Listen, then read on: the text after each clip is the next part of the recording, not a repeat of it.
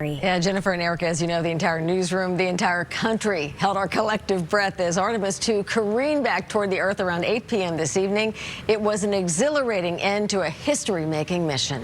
You can hear it. Astronaut Christina Cook, the first to emerge from the capsule as the Artemis II crew returned to Earth after a successful mission to the far side of the moon. Cook, along with Canada's Jeremy Hansen, pilot Victor Glover, and Commander Reed Wiseman, hit the atmosphere traveling Mach 33, or 33 times the speed of sound, a blistering blur not seen since NASA's Apollo moonshots of the 1960s and 70s. Their Orion capsule, dubbed Integrity, made the plunge on automatic pilot. Re-entry into the Earth's atmosphere was one of the most dangerous parts of the journey. Orion entered Earth's atmosphere at 24,000 miles an hour, nearly 400,000 feet above the ocean. The heat shield on the spaceship had to withstand temperatures up to 5,000 degrees, and during the most intense heat, a 6-minute communications blackout, the crew losing contact with mission control. The atmosphere around you becomes ionized and creates what we call a plasma.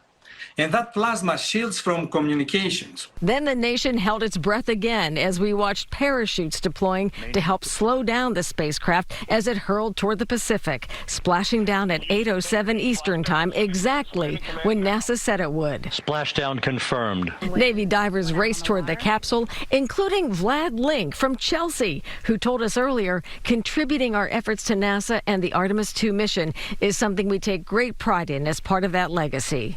This mission historic and a big step towards future trips to the moon and beyond. Many people anxious to learn more from that lunar flyby and how the astronauts' bodies withstood the radiation of deep space. Artemis has gone much further into space beyond the protective shield of Earth's magnetic field. So we are going to be following a lot the results coming from this mission to see how we can better protect humans as we think about building that sustained presence on the lunar surface. Now, once medical evaluations are complete, the astronauts will be flown back to NASA's Johnson Space Center in Houston, where they'll be reunited with their loved ones. In the newsroom, I'm Mary Salat, WCVB News Center 5. It has been exciting, Mary. Thank you. Here at home, people gathered all over, but this was Chatham. They were at a watch party, watching the astronauts return home while members of the Navy were moving in to help the Artemis crew. A man with first-hand experience explained what was happening.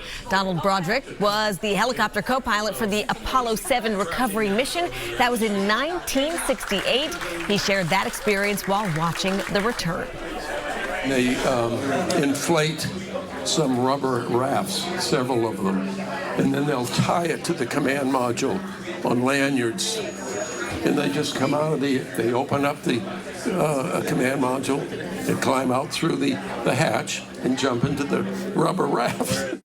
We saw exactly that. So NASA has already laid out its timeline for future Artemis missions. That's right. Next year is Artemis III. That will test SpaceX and Blue Origin's landers. It will take place in low Earth orbit. Artemis IV is planned to be the return to the moon. That's set for early 2028. If it does happen, that would be 56 years after the final Apollo moon landing. Artemis V is supposed to be another moon mission. NASA says astronauts will go on increasingly difficult missions, all for scientific discovery, economic benefits, and to build a foundation to go to Mars.